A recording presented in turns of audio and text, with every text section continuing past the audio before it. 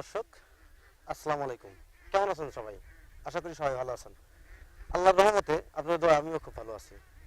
তো প্রিয় দর্শক, আজ আমি আপনাদের নিয়ে আসছি একটা খামারে, যেখানে অনেকগুলো হাঁস সমন্বয়ে একটা খামারটা গড়ে তুলেছেন, এবং এই হাঁস পালন করে তিনি কতটুকু লাভবান হতে পারছেন সেই কথাগুলো শুনবো সেই খামারের মুখ থেকে। চলুন না দেরি করে শুরু করি আজকের প্রতিবেদন।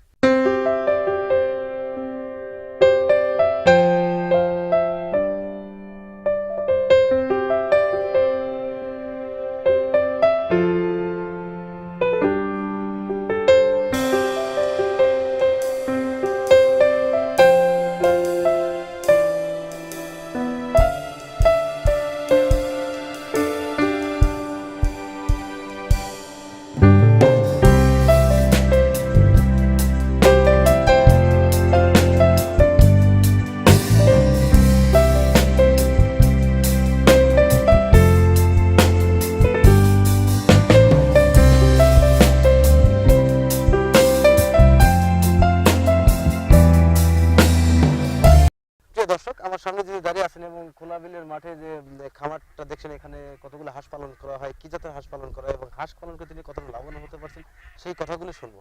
আসসালামু আলাইকুম ভাই। ওয়ালাইকুম আসসালাম। ভালো আছেন ভাই? আলহামদুলিল্লাহ। আপনার নাম কি? আমার নাম মোহাম্মদ আপনি এরশাদ। গ্রামের বাড়ি কোথায়? দুলাইতে। দুলাইতে। তো আপনার হাঁস পালন করার অভিজ্ঞতা কতদিনকার? হাঁস পালন করছি আজ থেকে 4-5 বছর। 4-5 বছর। আপনি যে পিছনে যে সেটটা দিয়ে এখানে কতগুলো হাঁস আছে? এখানে 2000 হাঁস রাখা হয়। 2000 হাঁস রাখছি। এখন 2000 হাঁসের কি জাতের হাঁস আছে এখানে? এখানে সব আপনার ক্যাঙ্গারু হাঁস। ক্যাঙ্গারু না ক্যাম্বেল জাতের হাঁস? ক্যাম্বেল হাঁস। আচ্ছা, হাঁস পালনের অভিজ্ঞতা আপনার 4 বছরের। আচ্ছা, এইখানে যে 2000 পিস হাঁস আছে, এখন ডিম দিচ্ছে কতগুলো? এখন তো আপনার খাবারের তো দাম, ধানের দাম, ধান তো আপনার খাবার দিতে পারছে না, এইজন্য ডিম একটু কম। কম আর কি। তারপরে 2000 হাঁস থেকে কি পরিমাণ ডিম আসছে প্রতিদিন? আপনার এখন সহচারিক ডিম আসছে। আচ্ছা, কেন এত কম কেন? এত কমে খাবার তো দিতে পারতেছি না। আচ্ছা, হাঁসের প্রধানত কি খাবার দিয়ে থাকেন আপনারা? আমরা প্রধানত আপনার এই ধান দেই, আর এই যে এখান থেকে যা প্রাকৃতিক খাদ্য যা পায় এইগুলো টুকটাক চলে। আচ্ছা, হাঁস ওই খোলা বিলে পালন করার কারণটা কি? খোলা বিল ছাড়া তো আপনার হাঁস হবে না, এটা তো আর গরু বাছনা যেখানে এখানে বাইরে রাখা যাবে। আচ্ছা, আপনি 2000 হাঁস তো পালন করেন, এর পূর্বে যখন আপনি সর্বপ্রথম হাঁসের খামারটি শুরু করেন তখন কতগুলো হাঁস দিয়ে শুরু করছিলেন? তখন থেকে আপনার 400 থেকে শুরু 400 থেকে শুরু করছিলেন আর কি। আপনি কি মনে করেন হাঁস পালন করে কতটুকু লাভবান হওয়া যায়? হাঁস পালন করে আপনার লাভ হওয়া যায় যদি আপনার ধানের দামটা একটু কম থাকে, ডিমের দামটা একটু বাড়তে থাকে। এখন তো আপনার ডিম তো অচল অবস্থা, ধানের দাম তো প্রচুর। এই জন্য আপনার হচ্ছিল হাঁস পালন করা একটু কষ্ট হচ্ছে। আচ্ছা, ডিম এখন কত করে পাওয়া যাচ্ছে? এখন ডিম আপনার ধরেন একদম অর্ধেক দাম। আগে যখন 900 950 হাজার টাকা ছিল, এখন ধরেন আপনার 600 থেকে 650 টাকা ডিম। আচ্ছা, ধান কত কেমন কিনতেছেন? ধান ধরেন এই যে নতুন ধান কিনছে 1000 টাকা করে। 1000 টাকা নতুন ধান? 1000 টাকা নতুন ধান 1000 টাকা। তাহলে খালি শুধু ধানে দেন, অন্য কোনো খাবার দিয়ে থাকেন? এর সাথে ধরেন এই কিছু ভিটামিন আছে, এই ঠান্ডা লাগলে তার ওষুধ আছে, এগুলি করতে হয়। হাঁসের তো মূলত ভ্যাকসিন দুটো করতে হয়, ডাক কলেরা, ডাক প্লে, এই দুটো ভ্যাকসিন করতে হয়। আপনার হাঁসের ভ্যাকসিন কোথা থেকে সংগ্রহ করেন? এটা ধরেন আপনার উপজেলা থেকে আনতে হয়। উপজেলা প্রাণী সম্পদ অধিদপ্তর থেকে। তারা কি সঠিক সময় ভ্যাকসিনগুলো দিয়ে থাকেন? এখানে যদি তারা সঠিক সময় পায় তাহলে দেয়, না হলে তার। আচ্ছা, উপজেলা থেকে যে আপনাদের যে সহযোগিতা করার দরকার হাঁস পালনের বা বিভিন্ন গবাদি পশু পালনের, যেটুকু হেল্প করা দরকার, পরামর্শ দিয়ে হোক বা ওষুধপত্র যেটা দিয়ে হোক, আপনাদেরকে সেই ধরনের সহযোগিতা করে থাকেন? আমাদের এখানে এ পর্যন্ত আমরা এরকম কিছু পাইনি। সবই কি আপনাদের নিজেদের করে দিতে হয়? নিজেরাই করে দিতে হয়। হাঁসের যখন রোগ হয়ে যায় তখন আপনারা কার কাছে দৌড়ান? তখন ধরেন ডাক্তার। হাঁসের কি কি রোগ হয়?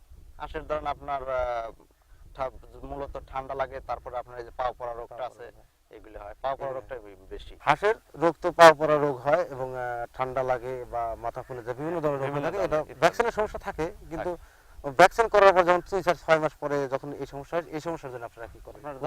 3 মাস পর পর ভ্যাকসিন। 3 মাস পর ভ্যাকসিন করতে হয় আর কি। তারপর যখন এই রোগগুলো হয় তখন আপনারা কোন ডাক্তারের কাছে যান?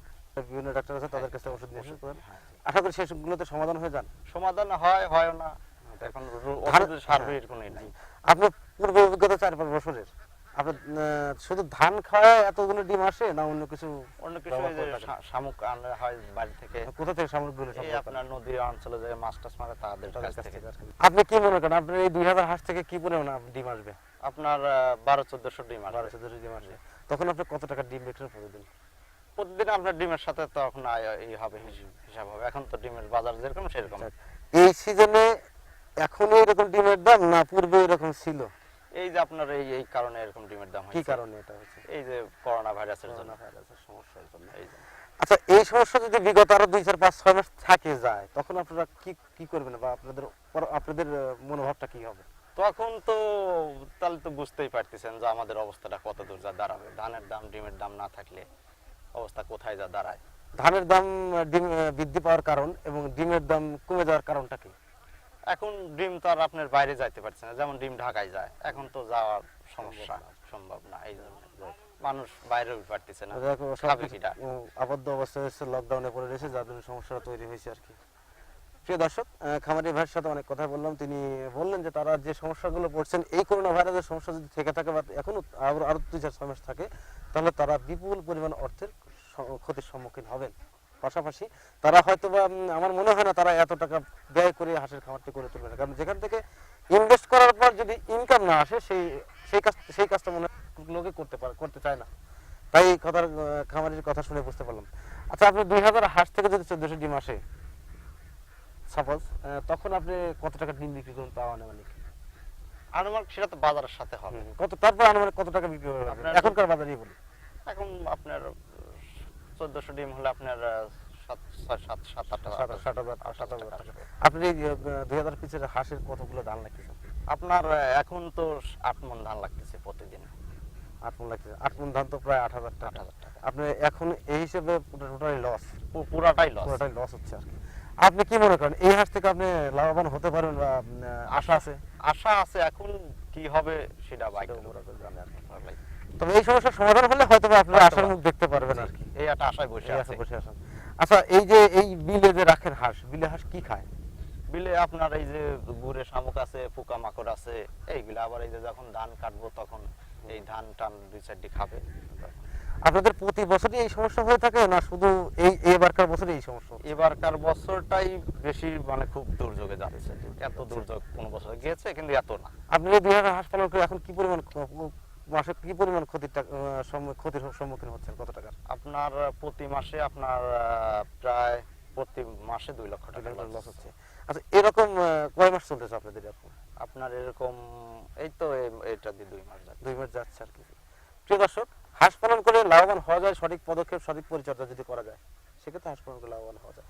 এখন কার যে মৌসুম এবং করোনা ভাইরাসের যে প্রভাবটা খামারিদের উপর পড়ছে, এর কারণে ডিমের দাম কমে গেছে এবং খাদ্যর দামটা বৃদ্ধি পাইছে, যার জন্য খামারিরা বিপাকে পড়েছেন। তবে এই সমস্যাগুলি কমার না 2 4 6 মাস থাকে, তাহলে খামারিরা পথে বসে যাবেন। তো দোয়া করে আল্লাহ তাআলা যেন এই সমস্যা থেকে সবাইকে হেফাজত করেন। আর খামারি যে বললেন, ওনার এই 2000 হাঁস পালন করে পার ডে প্রায় 2 লাখ টাকার মতো লস হচ্ছেন, 2 লাখ টাকার বেশি লস হচ্ছেন। ওনাদের 3টে লোক রাখা আছে এবং পাশাপাশি উনি খামারের খাবারটা দিতে প্রতিদিন 8 মণ করে ধান খাচ্ছে এবং তাছাড়াও বিলে খাবার খাচ্ছে, এই কথা বললেন আমাদের। তো প্রিয় দর্শক, অনেক কথা বললাম, আর কথা বাড়াবো না। আজকের প্রতিবেদন এখানে সমাপ্ত হচ্ছে। ভালো থাকেন, সুস্থ থাকেন, আল্লাহ হাফেজ।